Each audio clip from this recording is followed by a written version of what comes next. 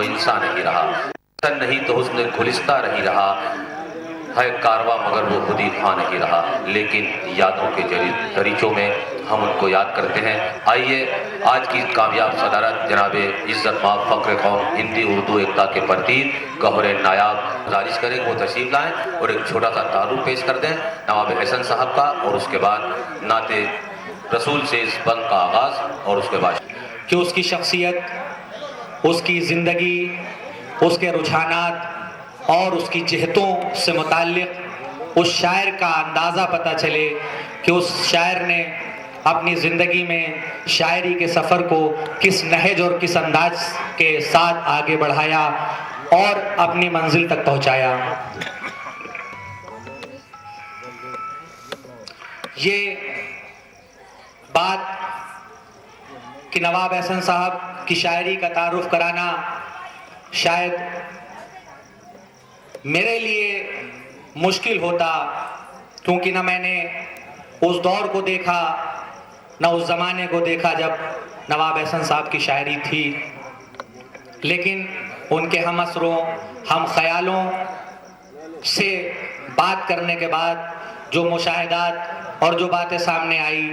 وہ یہ ابھر کر سامنے آئی کہ ان کی شاعری کی سب سے مخصوص بات جو تھی وہ یہ تھی کہ انہوں نے کئی دور دیکھے۔ انہوں نے غلامی کا دور بھی دیکھا، انہوں نے جنگ آزادی کی جستجو بھی دیکھی، انہوں نے آزادی کی خوشنما فضا کو بھی دیکھا، انہوں نے بٹوارے کے اس غم اور درد کو بھی محسوس کیا، اور اس کے بعد انہوں نے 2 جنگیں بھی اب دیکھی، اور شاید یہی وجہ تھا کہ ان کی شاعری کے اندر وہ کشش پائی جاتی ہے کہ انہوں نے اپنی شاعری کو وقت اور حالات کے حساب سے اپنے نئے پیکر بدلے، اور یہی چیز ان کی شاعری کو بلند اور بالا بناتی ہے۔ یہی وجہ ہے کہ انہوں نے اپنی شاعری کے ذریعے یہ پیغام دیا۔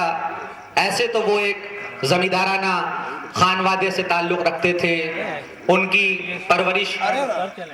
بڑے گھر میں ہوئی، لیکن جب ہم ان کی شاعری کا مطالعہ کرتے ہیں تو ہمیں یہ محسوس ہوتا ہے کہ ان کے ہاں دبے کچلے لوگوں، مظلوموں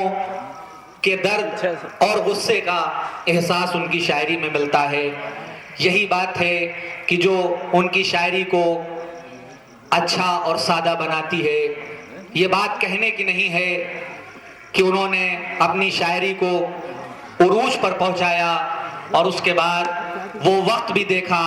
کہ جب ہندوستان کی سب سے بڑی محفل لال قلعے پر جو منعقد ہوئی اس میں انہوں نے شامل ہو کر الہ آباد اور اپنی شاعری کو آگے بڑھایا۔ یہی وجہ ہے کہ جب تک وہ رہے ان کی شاعری یاد کی جاتی رہی، انہوں نے اپنے ہم اثروں کے بیچ، اپنے ہم خیال لوگوں کے بیچ اپنی شاعری کو آگے بڑھایا۔ ان کے ہاں عمر کی قید نہیں تھی، یہی وجہ ہے کہ اپنے فرزند کے عمر کے انوار عباس ان کی شاعری کے رازدار رہے، اور جو ان کے بڑے صاحبزادے عابد منظور صاحب اور 2 بچے یہاں حاضر نہیں ہیں مجبوری سے، تمام اہل خاندان کی جانب سے انجمن فکر و نظر کے ایک فرد، خاص طور سے ندیم شیرازی، امبر اور کمائل صاحب، خادم نجیب الہ آبادی، آپ کے بھی جنرل سیکریٹری فکر و نظر کا، اور ادب نواز سامعین جو تشریف رکھتے ہیں ان کی جانب سے بہت بہت شکریہ ادا کرتے ہوئے خیر مقدم خوش آمدید کہتے ہیں، اور اپنی پلکوں کی نرم حالت اور اشکوں کی چند بوند سجا کر نواب احسن صاحب نے جو خون دل میں ڈبو کے اپنے قلم کو بارگاہ حسینی، بارگاہ رسالت، بارہ امام چہردہ معصومین اہل بیت کی خدمت کی، اس نورانی محفل کو جس طرف دیکھیے جلوہ دور ہے، محفل نور میں نور ہی نور ہے، اس کے جلووں سے روشن ہے قلب و نظر، زمین تاب و فلک سے اللہ اللہ کی دھوم ہے، رود ہے ثواب کی، پلکیں بچھا رہے کیران آفتاب کی، مشتاق دید عروس بہار، ہر شاخ پر رنگت ہر گل پہ نکھار۔ ایک ایک شعر امام حسین کو جو نواب احسن صاحب نے پیش کیا، بارگاہ رسالت میں پیش کیا، ہم